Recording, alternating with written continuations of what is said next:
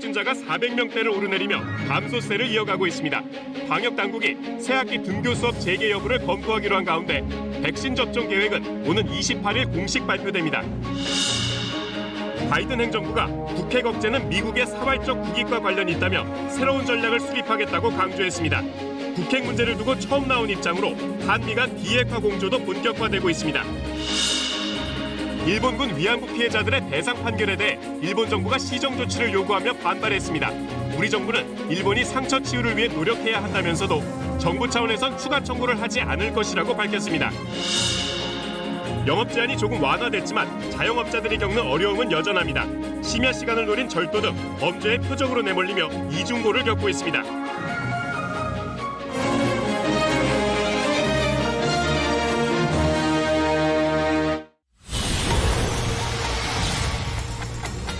바이든 미국 대통령 취임 후 북한 핵에 대한 미국 정부의 첫 입장이 나왔습니다. 심각한 위협으로 인식하고 있다며 동맹과 함께 새로운 전략을 준비할 것이라고 밝혔습니다. 한미 안보수장도 오늘 공식적으로 첫 통화를 하고 주요 안보 현안에 대해 의견을 나눴습니다. 방역당국이 오는 28일 백신 접종 계획을 발표하기로 했습니다. 누구부터 맞는지 또 어디에서 맞게 되는지 알아봤습니다. 코로나19 신규 확진자가 다시 400명대로 늘어난 가운데 당국은 변이 바이러스가 방역의 최대 변수가 될 거라고 밝혔습니다. 영국 당국은 변이 바이러스가 전파력뿐 아니라 치명률도 더 높게 나타났다고 전했습니다.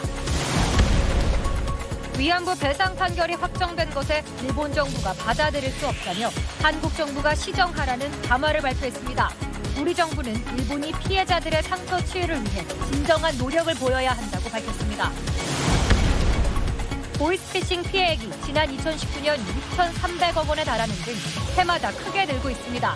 왜 피해가 계속되는지, 어떻게 범행하는지 보이스피싱 내부자를 취재했습니다. 경남 거제 앞바다에서 대형 어선이 침몰하는 사고가 일어났습니다. 모두 10명이 타고 있었는데 해경이 현재 실종자를 찾고 있습니다.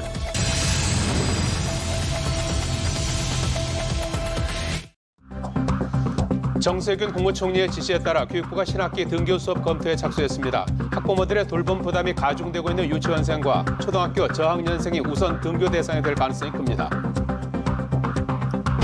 국내 코로나19 새 환자 수가 일주일째 400명대 안팎을 유지하고 있는 가운데 정부가 오는 28일 국내 백신 예방접종 시행 계획을 발표합니다. 백신 우선 접종 대상자를 비롯해 접종 방식과 접종 기관, 부작용 시 보상 방안 등이 담길 것으로 보입니다. 미국 바이든 행정부가 북핵을 심각한 위협으로 보고 있고 동맹국들과 긴밀하게 검토해 나가겠다며 대북 정책 전환을 요구했습니다. 외교부는 한반도 비핵화와 평화 정착을 위해 미국 정부와 공동 협의해 나가겠다고 밝혔습니다. 서훈 청와대 국가안보실장이 마이크 설리번 미 백악관 국가안보보좌관과 첫 유선 협의를 했습니다. 두 사람은 굳건한 한미 동맹을 재확인하고 한미 정상이 이른 시일 안에 소통을 시작하는 것이 중요하다고 공감했습니다.